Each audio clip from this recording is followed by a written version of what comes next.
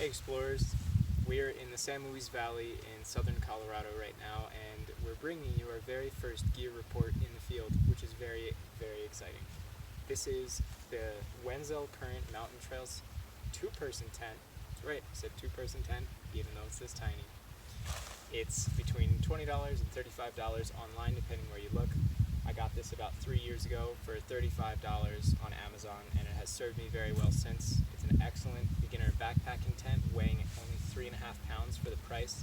The rival to this, I would say, is probably the Big Agnes tent, which will run you around $400, which is a 4-person tent, so it's double the size, but it's the same weight. So the Big Agnes is just made out of better materials and a little bit bigger, but if you're just starting out with backpacking, this is a phenomenal first purchase in my opinion. You can tell that it's pretty small, and there are some drawbacks to a tent at this price, so we're going to talk about the great things about this tent and the not so great things about this tent. The tent is 100% nylon, which is my least favorite part about it. It's not made out of recycled materials, but you can't expect it to be at that price. So hopefully in the future Wenzel will come out with a better option for this, but I'm going to start out by talking about how you fit inside. I'm 5'8", here, and I have to, if I want to lay diagonally like this, or horizontally like this is the widest part of the tent, I have to bend my knees to fit in here. You can see I'm actually longer than the tent right now, so if I want to sleep, I have to go like this, or I have to sleep diagonally. And that leads me into my next point about the tent, which is it's not actually a 2-person tent, it's a 1-person plus gear, or 2 people and only sleeping bags. That's it. It's so small that your backpacking bag will have trouble fitting in here with you. You will be cramped, but again, it's $20. So if you're actually looking at checking out this tent, you may see in the description of wherever you're buying it that it comes with a rain cover, and you may be wondering why I don't have a rain cover on the tent right now, and my answer to that is that there is a rain cover on the tent. This is what it comes with, which, yes, it does cover the holes on top, which you can't see them right now, but they're right here. There's one here and one here, and it fills out these 2 corners, and it's just mesh. But how dare you call this a rain cover? Really, the only thing it's going to do is slow down the drip of rain into the rest of your tent. I mean, it's a mess. Another thing I'd like to talk about with this tent is the stakes. It comes with the very cheapest stakes that you can find that are still metal. You can see that this one's bent out of shape. It comes with 4, which is nice. I never ever use a hammer when I stake in a tent, but this still bent, so that just tells you how weak these stakes are. But aside from that, you're probably going to be staking down your tent when it's really windy outside, or if you're expecting a storm, and I'd like to comment on that because this tent is incredibly loud when it's even just a little bit windy. We're very fortunate that the winds died down right now, but which you can expect because it's a tent and it is extra small, so there's the wind factor of it. And it comes with these 2 bags. This bag is for the tent poles, this bag is for the stakes, and it comes with these 2 red ties so that you can tie the whole thing together.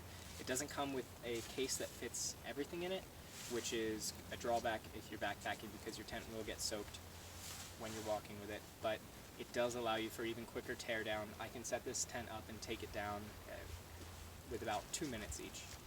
It's super easy, super straightforward. It actually has little tiny folding icons on here. It has red ones and blue ones that you know which parts of the tent to put together with which other part, and when it's done, it's about this size. We'll show you in a second how easy it is to tear this down. So another feature of this tent is this little thing here, which normally there would be a vestibule part.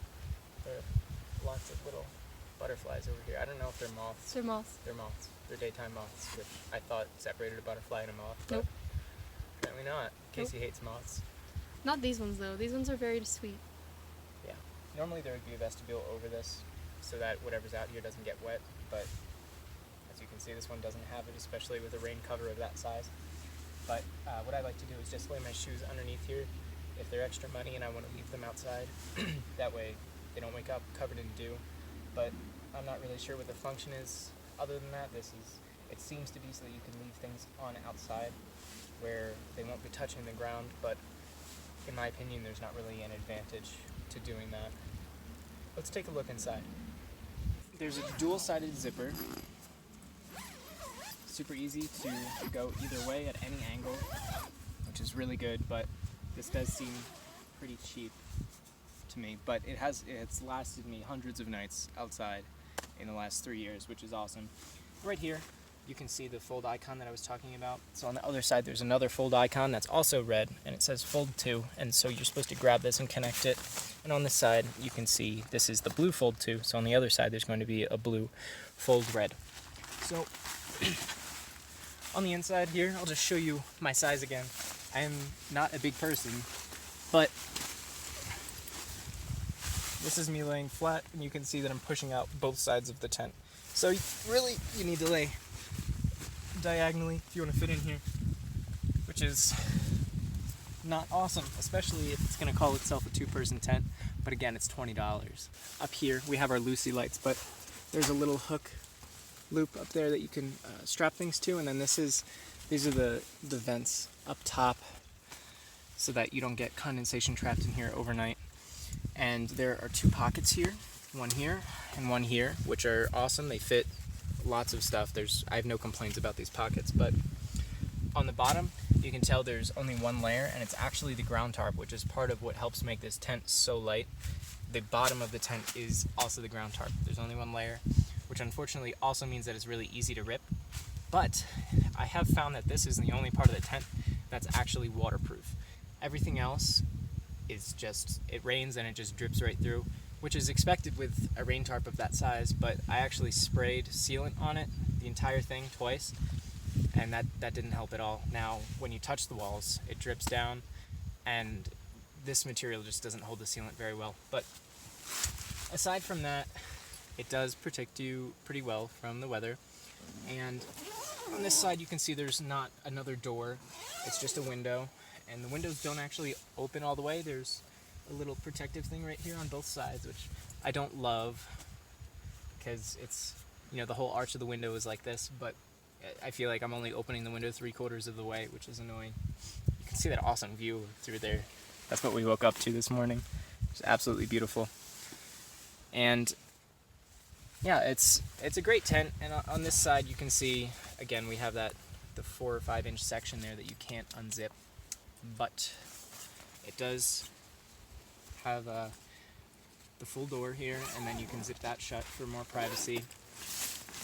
And the tent is really great for the price range, and again, it's an awesome beginner backpacking tent. I would recommend this to anybody, except that it's not made out of recycled materials. I bought this before I really committed to that kind of lifestyle, and I wouldn't buy this tent again, despite recyclable material tents being more expensive. Now, the tent itself is recyclable, it's just not made out of recycled materials, and Wenzel currently, as far as I know, aren't taking any initiatives to reuse their tent parts. Unlike the Lucy company, the Lucy lights that we have, if our lights break, we can send them back to the company and they'll remove the working parts and use them to build new lights, which is just awesome.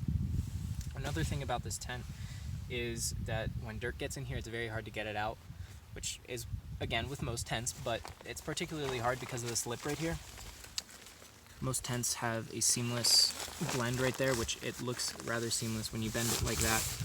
But when you flip it upside down, the dirt gets trapped right here, so it can be quite difficult to get it out of there. And I guess we'll take a look at the teardown real quick, and then we'll show you the size.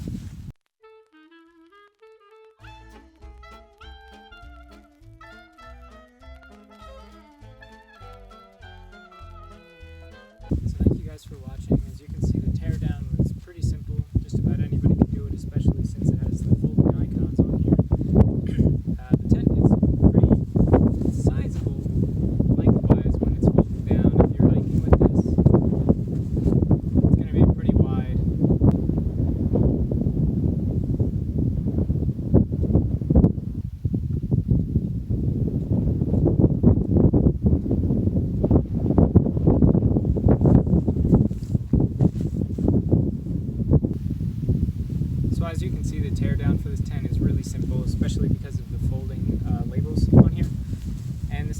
sizable lengthwise. When it's folded down, you can see it comes up to my waist almost. And if you're hooking this onto the bottom of your bag, I always snag myself on tree branches and other things.